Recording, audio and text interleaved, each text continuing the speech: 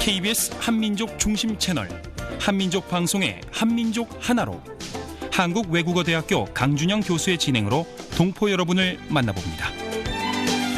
이어서 몽골 동포 소식 듣겠습니다. 울란바토르에 계시는 몽골 인문대학교 교수시죠. 강희연 통신원 연결합니다. 안녕하세요. 예, 몽골 울란바토르입니다. 네, 이 몽골 정부도 코로나 바이러스 방역에 총력을 기울이고 있죠. 그렇습니다. 지난 12월 중국 우한에 출현한 신종 코로나 바이러스로 인한 폐렴의 발병으로 지구촌이 어수선한 가운데 몽골 정부도 자국민 보호를 위한 대응책 마련에 부심하는 모습입니다. 네.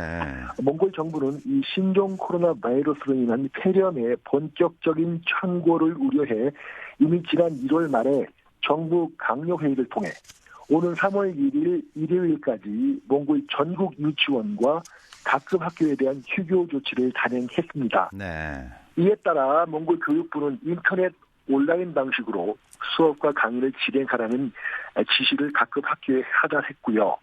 현재 몽골 현지 학생들은 동교하지 않은 채 집에서 인터넷을 활용한 강의 청취와 과제물 제출 등의 학사 일정을 소화하고 있습니다. 네.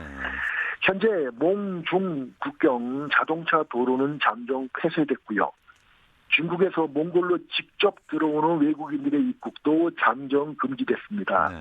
하지만 몽골에서 중국으로 출국하는 외국인들에 대해서는 울란바토르 칭기스칸 국제공항에서만 출발하는 여객기나 몽중 국경을 통과하는 국제철도로만 출국을 제한적으로 허용하고 있습니다. 네. 문제는 다음 주 월요일 2월 25일이 몽골의 음력 설날인 차간사르 날이라는 점인데요. 네. 몽골 정부는 다소 유동 인구가 많은 몽골 설날인 이 차간사르 연휴 기간 중 그동안 해마다 개최해왔던 대규모 축하 행사를 전면 취소한다고 밝히고 몽골 국민들에게 대가족 규모가 아닌 핵가족 단위로 차간사르 명절을 보낼 것을 권고한 상태입니다. 그렇군요. 이와 관련해서 우리 주몽골 대한민국 대사관 그리고 몽골 한인회도 몽골 한인 동포 보호에 나섰죠? 그렇습니다. 본 중국발 신종 코로나 바이러스 발생과 관련해 주몽골 대한민국 대사관과 몽골 한인회도 몽골 한인 동포 보호를 위해 팔을 걷어붙인 상태입니다. 이 신종 코로나 바이러스는 몽골어로는 신트롤링 코로나 비루스라고 불리는데요.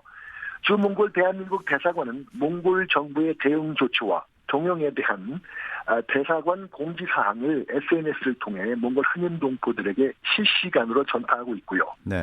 몽골 한인회는 감염 예방 수칙 전달, 보건용 마스크 확보와 보급 등은 물론 해마다 우리나라 정월 대보름날에 개최해오던 몽골 한인 동포 윷놀이 대회를 올해는 취소하는 등 발빠른 대응에 나서기도 했습니다. 그렇군요. 그리고 최근에 몽골 대통령이 우리나라 중소벤처기업부 장관과 단독 면담을 가진 걸로 알고 있는데 어떤 내용들을 논의했습니까? 그렇습니다. 몽골의 할트마긴 바트톨가 대통령이 최근 스위스 다보스에서 개최된 다보스 포럼에서 우리나라 박영선 중소벤처기업부 장관을 만나 단독 면담을 가졌습니다. 네. 통상 국가 사이에 국가 원수 인사와 장관급 인사 간의 1대1 면담이 이루어지는 것은 극히 드문 경우인데요. 요컨대 몽골이 대통령까지 직접 나설 정도로 그만큼 우리나라 중소벤처기업부의 중소기업과 스타트업 육성에 대한 관심이 높다는 것임을 알 수 있는 대목입니다. 네. 본 면담에서 박영선 장관은 4차 산업혁명 시대를 선도할 수 있는 우리나라 수준 높은 디지털 인프라스트럭처를 비롯한 스타트업 현황과 디지털 경제를 소개했고요. 마트돌가 대통령은 한국의 경험을 습득해 몽골 현지의 스타트업 환경을 조성하고 활성화하고자 하는 의지를 피력한 것으로 알려졌습니다. 네, 몽골 동포 소식 함께 들어봤습니다. 울란바토르 강희연 통신원이었습니다. 감사합니다. 예, 건강하십시오. 지금까지 몽골 울란바토르였습니다.